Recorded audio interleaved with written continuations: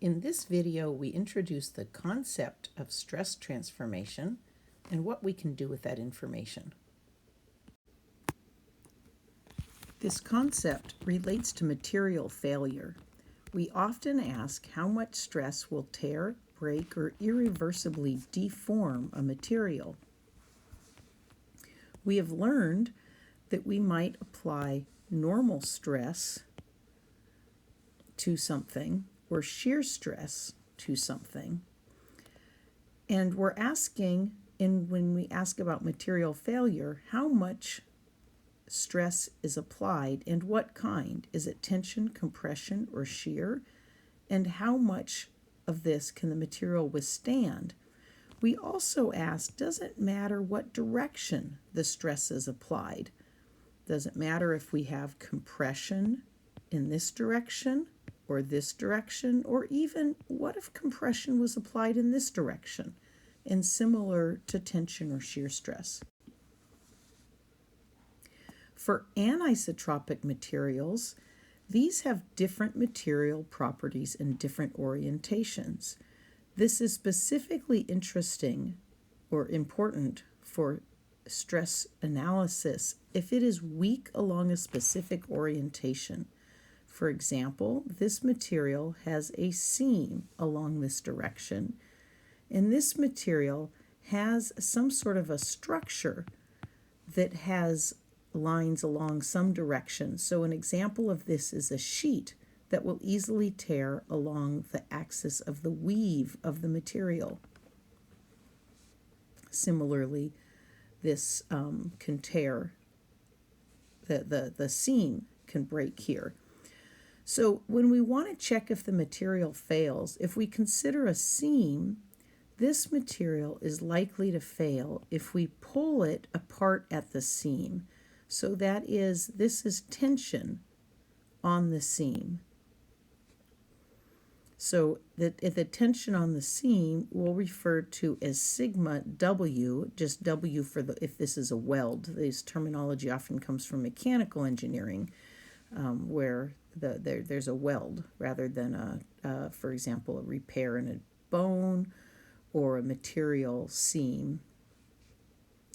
You can also fail at this seam if there is shear stress applied parallel to it that pulls this material, that pulls at the weld, and it can fail then at the seam between those. And we refer to that as the shear stress tau on the weld. And similarly, the same thing can apply to the material. If a material has strong fibers in the direction I drew with the yellow, and then pulling like this is perpendicular, it pulls the fibers away from each other, which may be an easier way to break the material than actually tearing the individual fibers. And similarly, shear stress along parallel to the fibers can have them separate from each other. So we never discussed stress in non-axial directions. So the question here is, how do we calculate this? Now, isotropic materials, stress analysis and stress transformations are also important.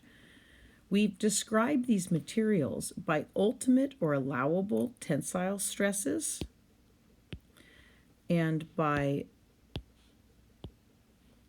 ultimate and allowable compressive stresses and ultimate and allowable shear stress. In this case, the orientation doesn't matter. The material doesn't care because it's isotropic or the same in all directions, what we call, or which direction we pull at it, and so it doesn't care what we call the X, Y, and Z axis. So the question is, how do we compare stresses that we defined in the X, Y, and Z coordinate system to the ultimate or allowable? What if the maximum stress is not along the coordinate system that we defined?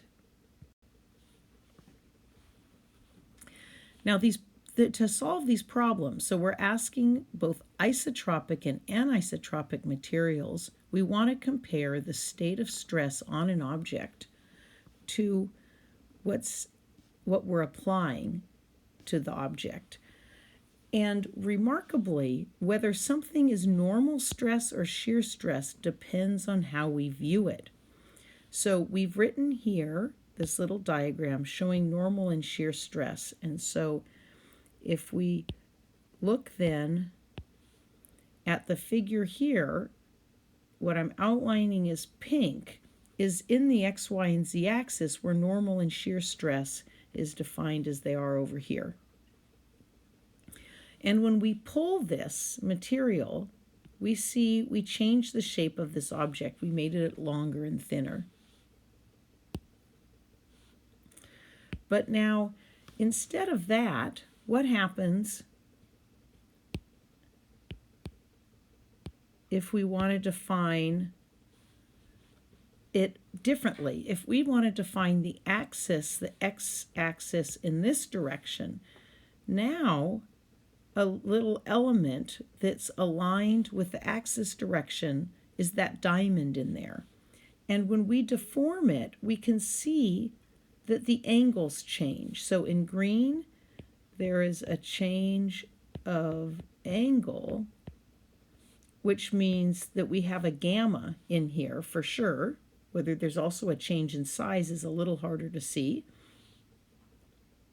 Whereas is in the one where we've written with the red,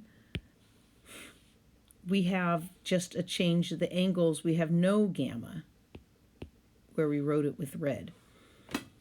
So what looks like in this red, what looks like normal stress looks like shear stress if we rotated our axis 45 degrees. So we can define our axis wherever we want. And so what this says is this material, whether we draw, no matter which way we drew an element, the material is under the exact same state of stress.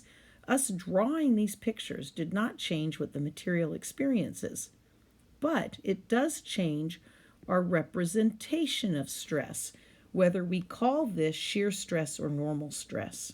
So we need a way to look at how we can transform stress, a representation of stress, from one coordinate system to another. So in summary, we need to know how to calculate tension and shear along any angle of interest in order to deal with anisotropic materials. And we also need to know how to find the representation as determined by principal angles, that is the axis system we defined, that gives the maximum tension or compression, which we will call principal stresses, and the representation that gives the maximum shear stress. So you can watch the next few videos of Lecture 4 to find out how. 4B addresses calculating along any angle of interest, and 4C, this optimization problem of principal angle stresses and maximum shear stress.